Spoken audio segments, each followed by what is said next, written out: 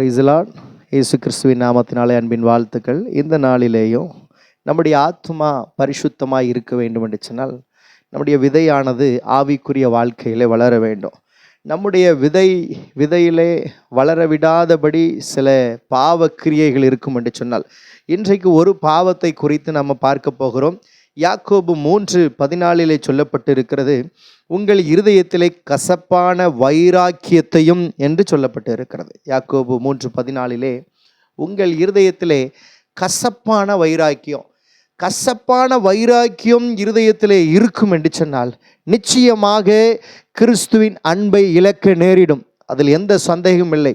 கிறிஸ்தவ வாழ்க்கையில், ஆவிக்குரிய வாழ்க்கையில் கசப்பு உங்கள் வாழ்க்கையில் இருக்குதா? கொஞ்சம் யோசித்து பாருங்கள். வசனம் சொல்லுகிறது, எபிரேயர் 12:15 சொல்லப்பட்டு இருக்கிறது, ஒருவனும் தேவனுடைய கிருபையை இழந்து போகாதபடிக்கு கசப்பான எந்த காரியமும் உங்கள் வாழ்க்கையில் கலகம் இருக்கும் என்று சொன்னால் அது உங்கள் வாழ்க்கையில் உங்களை தீட்டுப்படுத்தும் என்று சொல்லப்பட்டு இருக்கிறது.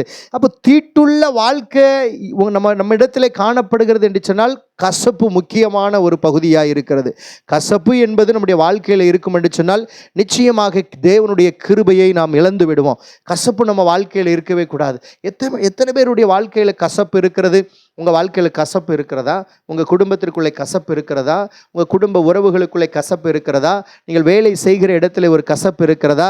உங்கள் ஆலயத்தில் கசப்போடு கூட நீங்கள் காணப்பட்டு கொண்டு இருக்கிறீங்களா? ஆராதனை நேரத்தில் கசப்போடு கூட இருக்கிறீங்களா? உங்கள் கசப்பான காரியம் உங்கள் இருதயத்தில் இருக்கும் என்று சொன்னால் நிச்சயமாக அது தீட்டுப்படுத்தும்.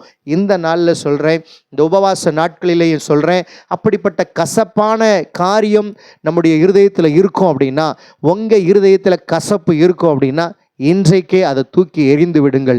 ஆவிக்குரிய வாழ்க்கையில் நம்ம வளரணும் அப்படின்னா கசப்பை நாம் தூர எறிந்து விட்டு ஆவிக்குரிய வாழ்க்கையில் நம்ம வளருவோம்.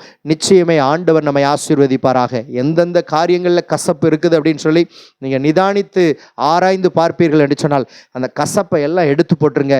கர்த்தர் உங்கள் மேலே கிருபையை அதிகமதிகமாய் கொடுத்து இந்த நாட்களில் ஆண்டவர் உங்களை ஆசீர்வதித்து வழி நடத்துவாராக. ஆமென். God bless you.